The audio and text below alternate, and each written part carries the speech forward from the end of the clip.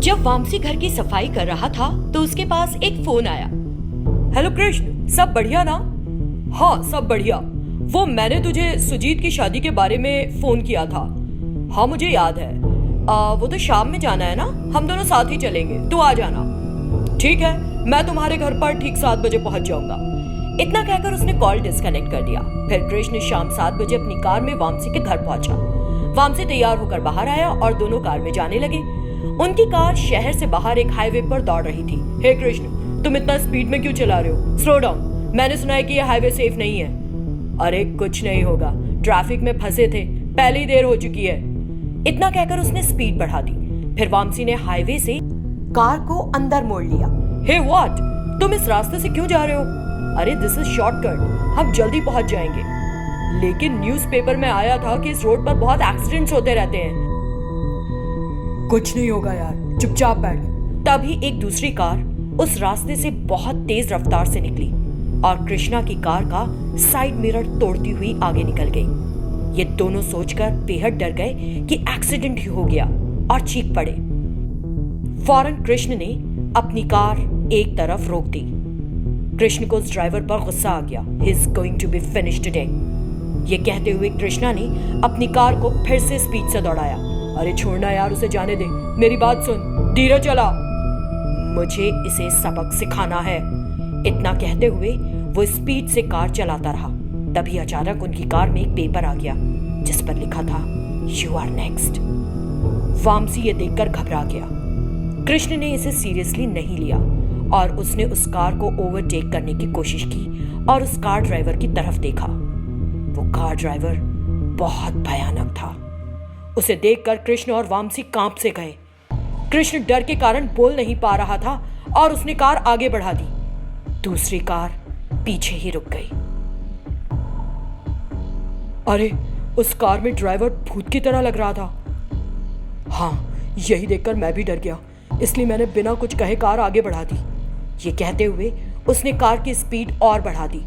तभी opposite direction से एक कार सड़क पर आती दिखाई दी। उस कार को देखकर दोनों डर गए। अरे ये तो वही कार है जिसे हमने पहले देखा था ना, इतनी स्पीड से हमारी ओर क्यों आ रही है? इतना कहकर कृष्ण ने अपनी कार एक तरफ रोक दी, लेकिन वो कार सीधी आई और कृष्णा की कार को कृष्णा और वामसी खून से लथपथ कार से बाहर गिर पड़े। तभी एक शैतान उस कार से बाहर आया और कृष्ण की कार के पास गया। उन दोनों को देखकर, मैं कुछ लोगों की वजह से एक दुर्घटना में मर गया जो तुम्हारी तरह रैश ड्राइव करते थे। तुम जैसे लोगों की वजह से बेकसूर लोग अपनी जान गंवा देते हैं। जो गलत करेगा सजा भुगतेगा, जरूर भुगतेगा। शैतान कार में बैठा और चला गया। तभी कृष्ण और वामसी अपने शरीर पर घावों के साथ उठे और सड़क के किनारे खड़े होकर लिफ्ट मांगने लगे, लेकिन किसी ने भी अपनी गाड़ी उनके लिए नहीं रोकी। तभी एक गाड़ी आई और वे उसमें सवार हो गए। थैंक्स, हम बहुत देर से लिफ्ट मांग रहे थे लेकिन किसी ने गाड़ी नहीं रोकी। लकीली आपने रोक दी। कैसे रुकते? तुम्हें देख जो नहीं सकते। वामसी और कृष्ण ने पूछा, क्यों? वो हमें क्यों नहीं देख सकते? हाँ, क्योंकि तुम दोनों 1 घंटे पहले मर चुके हो। कार ड्राइवर कोई और नहीं, वही शैतान था। उसने उन दोनों को पीछे पलट कर देखा। वो दोनों घबरा गए और रेयर व्यू मिरर में खुद को देखा। दोनों शैतान बन चुके थे।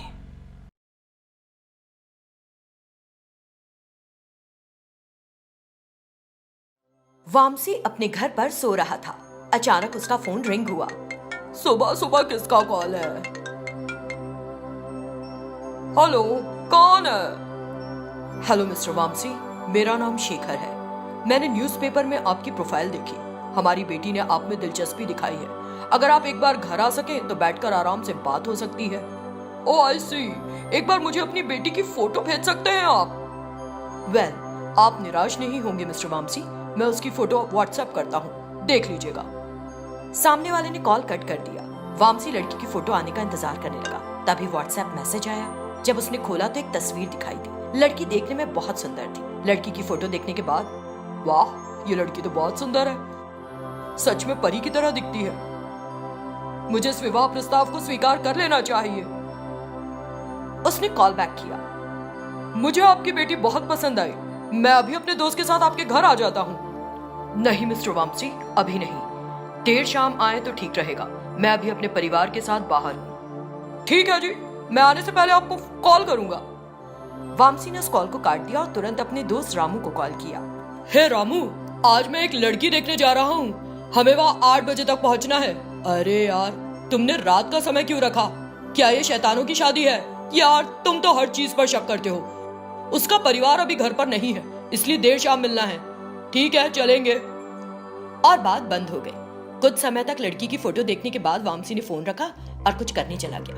तभी उस तस्वीर में लड़की का चेहरा एक भयानक शैतान में बदल गया। जैसे ही वामसी वापस आया, वो फिर से खूबसूरत लड़की में बदल गई। वामसी उसे देखकर बड़ा खुश हुआ। देर शाम हो चुकी थी और 8 बजने में कुछ ही समय बाकी था।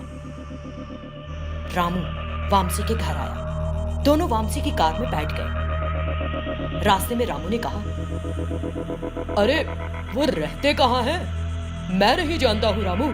जब मैंने पूछा तो उन्होंने मुझे एक व्हाट्सएप मैसेज भेजा।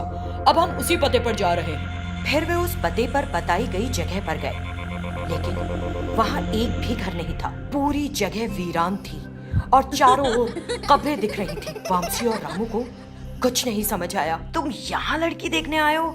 मुझे कुछ समझ नहीं आ रहा। देखो, मुझे लगता है हम गलत पते पर आ गए। रुको, मैं उन्हें फोन करके पूछता हूँ। और फौरन वामसी ने उस नंबर पर कॉल किया। ये नंबर आप जिस पर कॉल कर रहे हैं मौजूद नहीं है। जिसे सुनकर दोनों हैरान हो गए। अरे ये क्या, नंबर पर कॉल नहीं लग रहा। उसने फिर से नंबर कॉल किया। जिस नंबर पर आप कॉल कर रहे हैं? मुझे लगता है कि हमारे किसी दोस्त ने तुम्हारा अखबार में ऐड देखकर प्रैंक किया है। मुझे एक बार उस लड़की का फोटो दिखाओ। वामसी ने अपने फोन पर लड़की का फोटो रामू को दिखाया। उस लड़की की फोटो की जगह एक शैतान की फोटो दिखाई दी। उसे देखते ही दोनों घबरा गए। बहुत गड़बड़ है, चलो हम यहाँ से निकले। जब दोनों कार में बैठने वाले थे तो दोनों ने वामसी को किसी को पुकारते सुना। वो आवाज कब्रिस्तान से आई थी। हैरान हो दोनों 1 मिनट के लिए रुक गए। लगता है ये वही शैतान है। हमें इस जगह को फौरन छोड़ देना चाहिए। ये कहकर वामसी कार में बैठकर तेज रफ्तार से गाड़ी चलाने लगा। गाड़ी बहुत तेज भाग रही थी। तभी वामसी को फिर से किसी ने पुकारा। दोनों ने पीछे देखा कि किसने पुकारा। पीछे की सीट पर एक शैतान बैठी थी। उस शैतान को देखकर पीछे की सीट पर बैठी शैतान ने अपने हाथ बढ़ाए और उन दोनों की गर्दन दबोच ली। शैतान के हाथों ने उनकी सांसें बंद कर दी और फिर